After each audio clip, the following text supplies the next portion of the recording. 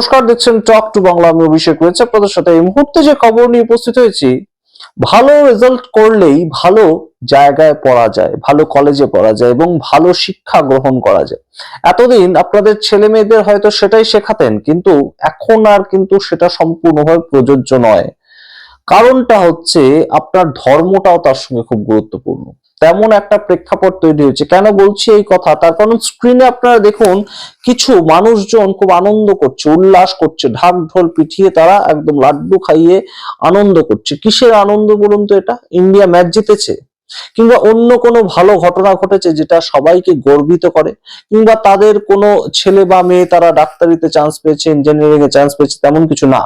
তাহলে কিসের আনন্দ তারা করছে? তারা একটা প্রোটেস্ট করছিল এবং সেই প্রোটেস্টে তারা সফলতা লাভ করেছে। কিসের জন্য প্রোটেস্ট করছিল এই মানুষজন?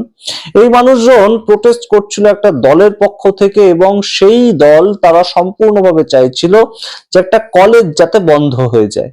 একদম সঠিক শুনছেন, একটা কলেজ বন্ধ হওয়ার জন্য প্রোটেস্ট। আচ্ছা, তাহলে কলেজে কি কোনো অসামাজিক কাজ হয়েছিল? আপনাদের তেমন প্রশ্ন আসতে পারে মনে, কিন্তু না। সেই কলেজের মূল সমস্যাটা ছিল যে বেশিরভাগ যারা স্টুডেন্ট হিসেবে যুক্ত হয়েছিল, যারা স্টুডেন্ট হিসেবে পড়াশোনা করছিল, তারা সংখ্যালঘু সম্প্রদায়ের মানুষ। কিন্তু সেই কলেজের যে ট্রাস্ট, সেই ট্রাস্টের মূল টাকা আসার যে উৎসটা, সেটা হচ্ছে হিন্দু তীর্থযাত্রীদের থেকে নেওয়া টাকা। এবং সেখানেই মূল সমস্যা। 50টা সিট এমবিবিএস পড়ার জন্য, যে সিটে ছেলেমেয়েরা যায় পড়াশোনা করতে এবং প্রত্যেকে নিট পরীক্ষা দিয়ে, অর্থাৎ সর্বভারতীয় স্তরে যে নিট পরীক্ষা, সেই পরীক্ষায় পাশ করে তারা পড়াশোনা করতে যায়। কিন্তু সেই 50 জনের মধ্যে কেন 42 জন সংখ্যালঘু সম্প্রদায়ের মানুষ? এইটাই ছিল সবচেয়ে বড় আপত্তির জায়গা। এবং সেখান থেকে যে ঘটনাগুলো ঘটতে থাকে, সম্পূর্ণ ঘটনাক্রম আপনাদের সামনে তুলে ধরবো। একটার পর একটা জিনিস ঘটতে থাকে, সম্পূর্ণটা বলবো। এবং এই মুহূর্তে সবচেয়ে যেটা করুণ খবর, একটা শিক্ষা প্রতিষ্ঠান সম্পূর্ণভাবে বন্ধ হয়ে গেল ধর্মীয় রাজনীতি কিংবা ধর্মীয় মেরুকরণের রাজনীতির জন্য। সমস্তটা বলার আগে অবশ্যই টক টু বাংলা ইউটিউব চ্যানেলকে সাবস্ক্রাইব করুন, এই ভিডিও দেখুন শেষ অবধি স্কিপ না করে। যে কলেজটা সম্বন্ধে আমরা কথা বলছি, সেটা একটা প্রাইভেট কলেজ এবং নাম হচ্ছে Shri Mata Vaishno Devi institute of medical excellence college. অর্থাৎ সেই যে কলেজটা, সেই কলেজটার মূল যে ফান্ডিংটা, সেটা কোথা থেকে আসে? মূল ফান্ডিংটা আসে বৈষ্ণো দেবী, যে হিন্দুদের দেবতা, সেই বৈষ্ণো দেবী মাতার যে ট্রাস্ট, সেখানে টাকা জমা পড়ে। কারা সেই টাকা জমা দেন? প্রত্যেক দিন সেখানে যে তীর্থযাত্রীরা যান, তারা তাদের সাধ্য মতন সেখানে দেন, এবং সেই টাকা থেকে একটা কলেজ তৈরি হয়েছে। সেই ফান্ডিং এ চলা কলেজে 50টা সিট নির্ধারণ করা হয়েছিল। এবং এই যে কলেজটা, এটার একদম যে শিলান্যাস, সেটা করেছিলেন 2016 সালে নরেন্দ্র মোদী, তৎকালীন প্রধানমন্ত্রী, এখনো তিনি প্রধানমন্ত্রী, তিনিই করেছিলেন। এবং তিনি সেটাকে বলেছিলেন ওয়ার্ল্ড ক্লাস কলেজ। এবং সেই ওয়ার্ল্ড ক্লাস কলেজে কেন হঠাৎ করে এমবিবিএস খোলার পরেই সেটা শাটডাউন করে দিতে হলো? এবং যাদের শাটডাউন করে দিতে হলো মুখের উপর, তাদের ভবিষ্যৎটা কি? অর্থাৎ এই 50টি ছেলে মেয়ের ভবিষ্যৎটা কি? আপনাদের পুরো প্রেক্ষাপটটা বলি। গত কয়েক মাস ধরে সেখানে এমবিবিএস পড়ানো শুরু হয়েছিল, এবং নিট পরীক্ষা, যে পরীক্ষায় পাশ করে আপনার আমার বাড়ির একদম যে ছেলেমেয়েরা তারা ডাক্তার হতে যায়, সর্বভারতীয় একটা পরীক্ষা, সেই পরীক্ষায় পাশ করেই 50 জন ছাত্রছাত্রী এই কলেজেও ভর্তি হয়েছিল, একদম সরাসরি কাউন্সিলিং এর মাধ্যমে। কিন্তু সেখানে যে নিয়মটা ছিল, যে নিয়মটা মেনটেন করা হয় সেখানে, সেখানে নিয়মটা ছিল যে স্টেটের 80% ছেলে মেয়েদের জন্য একটা কোটা থাকবে। অর্থাৎ জম্মুতে এই কলেজ অবস্থিত, এবং জম্মুর থেকে 80% ছেলেমেয়েরা ভর্তি হবে, এবং বাদ বাকি 20% যে কোনো জায়গা থেকে আসতে পারে দেশের। সেই অনুযায়ী ভর্তি প্রক্রিয়া শুরু হয়, ভর্তি হয়, এবং সরাসরি ক্লাসও শুরু হয়। কিন্তু ক্লাস শুরু হওয়ার পর থেকেই বেশ কিছুটা অসন্তোষ বাড়তে থাকে। রাষ্ট্রীয় বজরং দল এবং তার সঙ্গে বৈষ্ণোদেবী সংঘর্ষ সমিতি, এই দুটো দল একদম ক্রমাগত আন্দোলন করতে থাকে। তাদের যেটা মূল দাবি ছিল যে যেহেতু বৈষ্ণোদেবী ট্রাস্ট তাদের পক্ষ থেকে সম্পূর্ণ টাকাটা বিয়ার করা হচ্ছে কলেজ চালানোর জন্য, সেই ক্ষেত্রে হয় সম্পূর্ণ সংখ্যাগুরু সম্প্রদায় বা হিন্দু সম্প্রদায়ের মানুষজনকে বা পড়ুয়াদেরকে গ্রহণ করতে হবে এবং তার পরিপ্রেক্ষিতে কলেজ চালানো যাবে, আদারওয়াইজ এই কলেজ যেন সম্পূর্ণ বন্ধ করে দেওয়া হয়।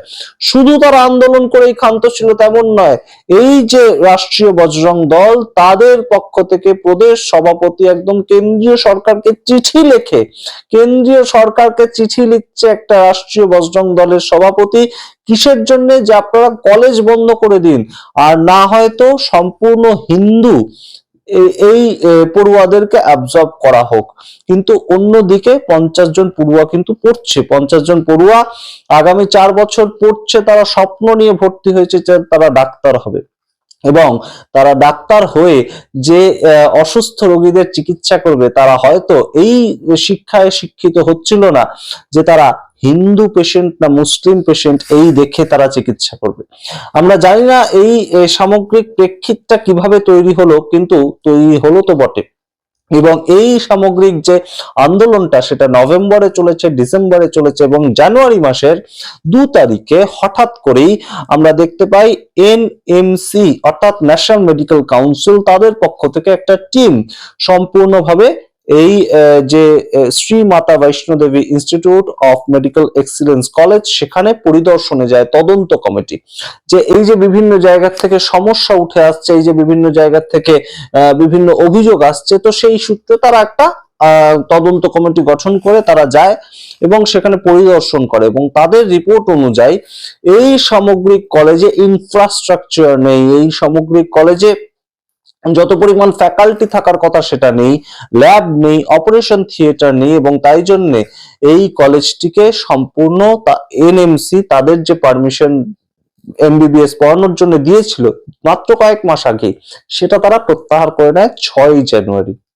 এই ঘটনা অবশ্যই এই মুহূর্তে আর যাই হোক না হোক, আর যে কোনো বিতর্কের থেকে আগে ডাক্তার 50 জন দেশের ডাক্তার যারা তৈরি হতেন তাদের ভবিষ্যৎটাকে অনিশ্চয়তার মুখে ফেললেন তো বটেই। এবং উমর আব্দুল্লাহ তিনি একজন সেখানকার মুখ্যমন্ত্রী হয়ে একদম অসহায়ের মতন, সাধারণ মানুষের মতন একদম সাংবাদিকদের সামনে বলতে থাকেন যে এই 50টা ছেলে মেয়েকে অন্তত অন্য কোনো জায়গায় ভর্তি করা হোক, কারণ এই 50টা ছেলে মেয়ে অলরেডি নিট পাস করে এসে ভর্তি হয়েছে এবং নিট পাস করে এসে ভর্তি হওয়ার যারা স্বপ্ন দেখছিল ডাক্তার হবে, যারা মানুষের সেবা করবে, তারা হিন্দুদের সেবা করবে, মুসলিমের সেবা করবে, শিখদের সেবা করবে, এইসব ভেবে সেবা করতো না, তা এই মুহূর্তে যেন অন্য কোনো ইনস্টিটিউশনে জায়গা পায়, কারণ তাদের কোনো দোষ ছিল না এখানে।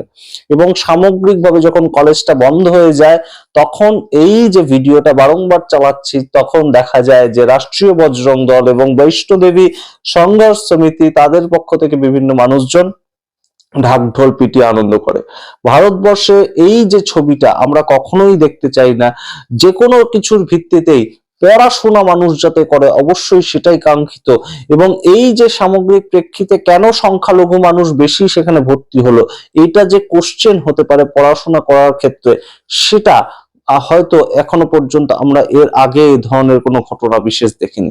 আমরা জানি না এর পরবর্তী ভবিষ্যৎ কি হবে, এই কলেজ আবারও তাদের যে শিরোপা সেটা ফিরে পাবে কিনা, সেখানে এমবিবিএস পড়ানো হবে কিনা।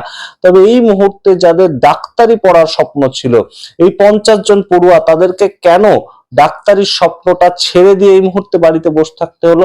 তার কারণটা হচ্ছে সেখানে 50টা সিটের মধ্যে 42 জন সংখ্যালঘু বা মুসলিম সম্প্রদায়ের মানুষ ভর্তি হয়েছিলেন। তার প্রেক্ষিতটা ছিল যে জম্মু যে স্টেট, সেই স্টেটের 80% মানুষ সেখানে পড়বেন, সেটা ছিল কোটা এবং সেই অনুযায়ী ভর্তি নিয়েছিল কলেজ এবং তাদের সামগ্রিক কথা অনুযায়ী ভর্তি হয়েছিল মানুষ, কিন্তু পড়া শেষ করতে তারা পারলো না আন্দোলনের মুখে, নাকি একদম পারলো না মূল যে কারণটা দেখিয়েছে ন্যাশনাল মেডিকেল কাউন্সিল সম্পূর্ণভাবে ইনফ্রাস্ট্রাকচারের অভাবে।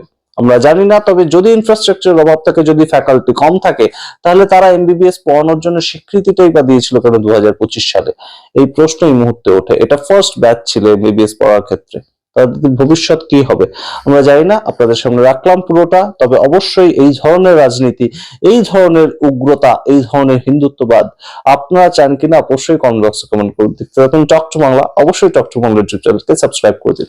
ধন্যবাদ।